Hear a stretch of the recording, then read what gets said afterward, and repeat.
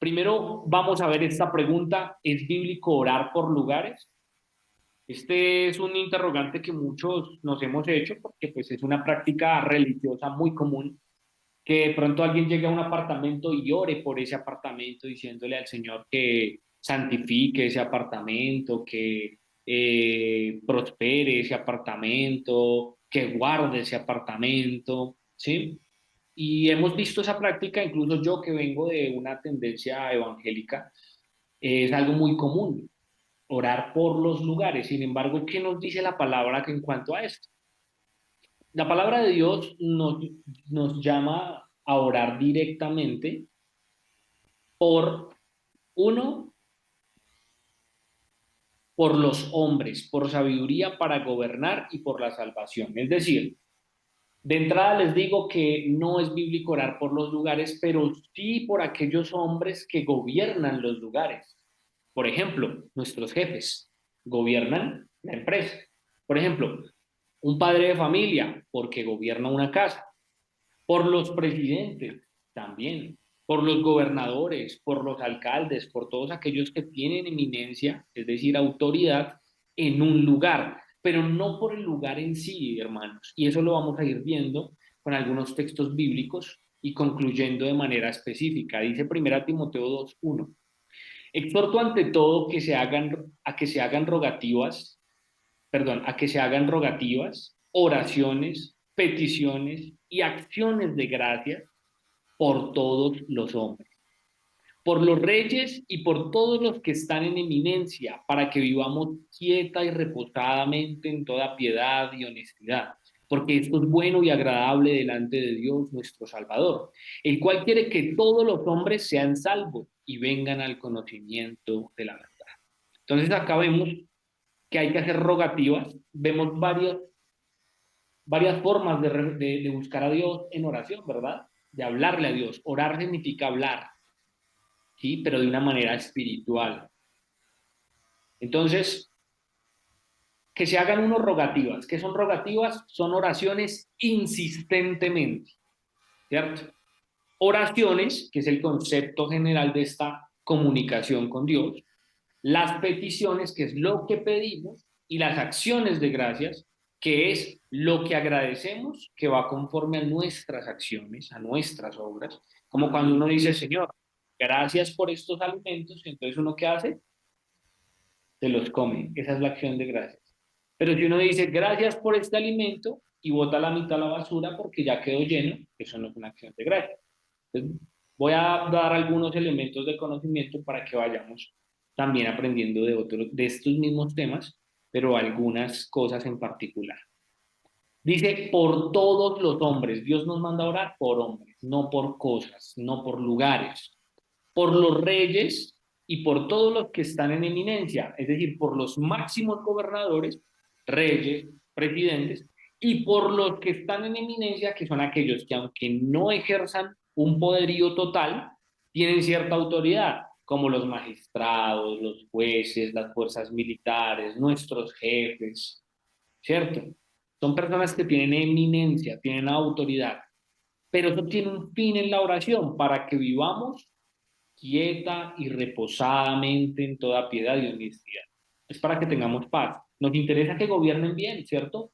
Que gobiernen bien todos los lugares en los que nosotros estamos, pero no oramos por los lugares, sino por aquellos que gobiernan esos lugares, ¿cierto?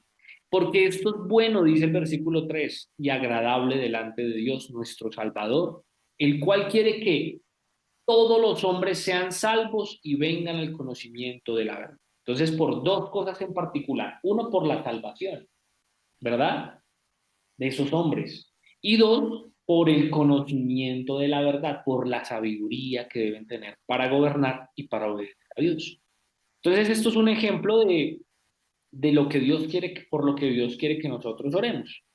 También vemos que podemos orar por las naciones, es decir, por la población de esas naciones, por la población de esos lugares, por la gente que habita cierto lugar, pero no por el lugar en sí, ¿verdad? Porque pues no es bíblico orar por algo que es inanimado, ¿cierto? Algo que es pues un lugar, es algo material que no tiene vida en sí, ¿cierto? sino la vida son las personas que habitan en aquel lugar. Y aquí vemos en Génesis 18:23, dice, y se acercó a Abraham y dijo, ¿destruirás también al justo con el impío? Esto nos lleva a analizar el contexto. Dios iba a destruir a Sodoma y a Gomorra, dos regiones que se habían pervertido a nivel moral en gran manera, ¿cierto? Así que Dios los iba a destruir a toda la población de ese lugar, ¿cierto? Entonces Abraham le entra un razonamiento y dice, Señor, pero puede que todos no sean malos. ¿Cómo vas a destruir al justo con el pecador, verdad? Pero está hablando de personas, ¿verdad? Entonces dice, ¿destruirás también al justo con el impío? Quizá haya 50 justos dentro de la ciudad. ¿Destruirás también y no perdonarás al lugar? Entonces acá vemos esa expresión idiomática de perdonarás al lugar, pero miremos que no se está refiriendo al territorio como tal, que recibe perdón, sino a las personas que habitan ese lugar que reciben ese perdón. Por eso no llovería azufre y fuego sobre ellos, ¿verdad? Dice, por amor a los 50 justos que estén dentro de él. Entonces iba a perdonar el lugar de ese juicio, de que le caiga fuego, pero por amor a las personas que habitaban en él. Versículo 25, lejos de ti el hacer tal que hagas morir al justo con el impío, y que sea el justo tratado como el impío. Nunca tal hagas. El juez de toda la tierra no ha de hacer lo que es justo.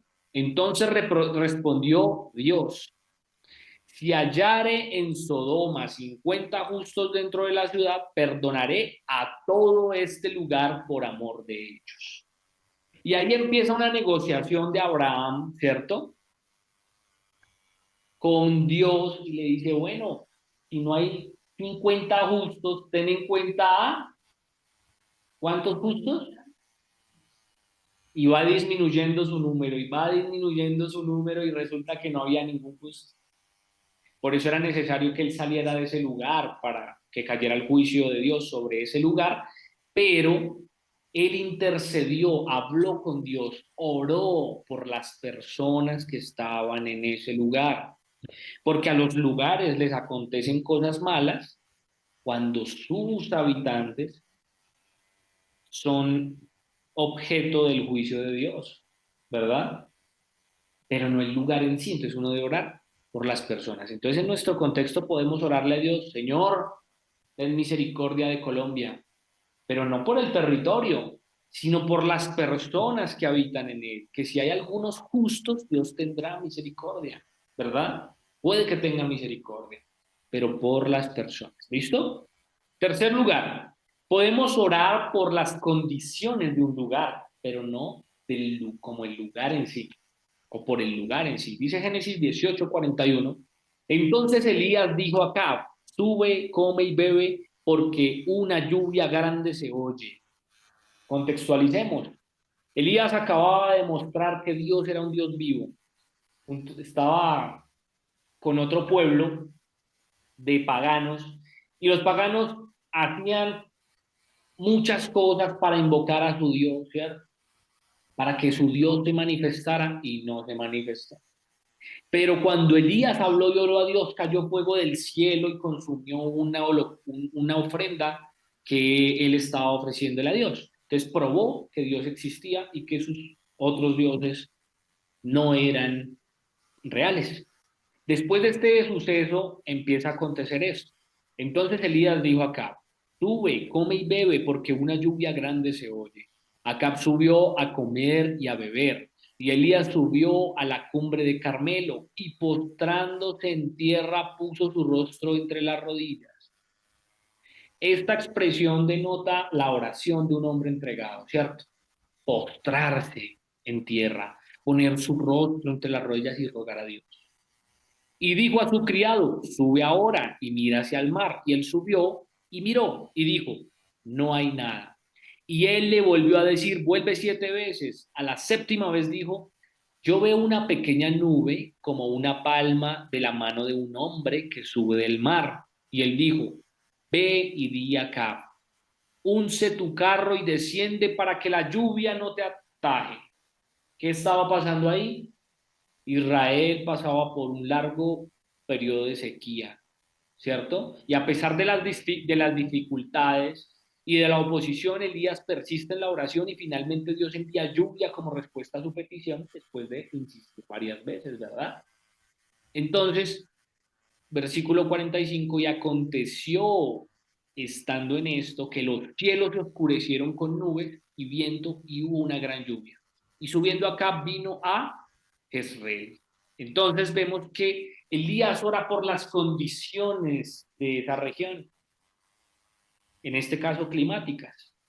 Uno puede orarle al Señor, Señor, envía lluvia a esta tierra por la sequía. Dios nos guarde de una sequía, pero son peticiones que vemos claramente en la Biblia. Entonces, en resumen, la respuesta de esto es que no hay evidencia bíblica de la oración aplicada a lugares como tal. No la hay, pero sí por los que gobiernan un lugar, por sabiduría y salvación, por la población de un lugar y por las condiciones que afectan un lugar, pero no por un lugar en sí. ¿Queda claro esa primera respuesta? Si no, pregunten. Estamos aquí para escucharles y poder eh, disipar cualquier inquietud acerca de esta respuesta. ¿Queda Sí, claro? No, manito, no, manito, quedó muy claro. Gracias. Ok. yo tengo una pregunta, manito. Sí, señora. Digamos, cuando oramos por Iboga o por Wonder, por las ventas, o sea, ¿eso sería orar por el lugar o...? No, estamos ahora orando por las personas, porque las personas son las que venden. Entonces, dice el Señor, encomienda, dice el salmista en la Biblia, encomienda a Dios tu camino, confía en Él y Él hará. Y uno de los caminos del hombre trabajador son las ventas. Uno puede encomendar las ventas. Señor, ayúdanos a vender. Por eso es que cuando oramos en las mañanas, a veces oramos por las empresas de los hermanos, pero no por las empresas, sino por los hermanos. Entonces decimos, Señor, oramos por todos los que trabajamos en Wonder, para que tú seas sustentando nuestra suerte, ayudándonos a prosperar para ayudar a los más necesitados y todo esto. Pero no oramos por un lugar, oramos por las personas. Y vamos a orar por Iboga, igual, es una empresa Iboga, pero oramos por las personas que trabajan allí. Si oramos por un restaurante, el restaurante de nuestros hermanos, Alejandra y Esteban, oramos por ellos para que Dios les dé la sabiduría de administrarlo y que Dios les provea a los clientes y les ayude en las ventas porque eso es un camino. Y finalmente Dios es el que da, ¿verdad? Es el que provee. Entonces está en perfecta concordancia a la palabra de Dios. Ah, ok, vale, gracias. ¿Listo? Muy bien, amados hermanos. Otra pregunta. Pues más como confirmación, creo que podríamos también en ese aspecto agradecer por ese lugar que tú tienes, ¿cierto? Porque es algo que algo que Dios proveyó pues, a los hermanos, pero sí sería como un agradecimiento por la provisión. Ah, Sí, en resumen, digamos, no podemos, digamos, pedir por un lugar, pero podemos agradecer por todas las cosas, como dice literalmente la palabra del Señor, ¿cierto? Que agradezcamos en todo y por todo, ¿cierto? Que seamos por las cosas uno sí puede agradecer. Lo que no puedes pedir, o sea, Señor, te pido que santifiques o que hagas crecer esta empresa. Se pueden usar estas expresiones en cuanto a la empresa, pero uno sabe que está hablando es de las personas como tal. Entonces el paréntesis que hace nuestro hermano está bien porque pues es dar gracias, ¿cierto? Y dice la Biblia, dar gracias en todo, ¿cierto? Dar gracias por todo, porque pues todo viene de Dios. ¿Listo? Vale. Entonces, sigamos a la segunda si no hay más preguntas acerca de orar por los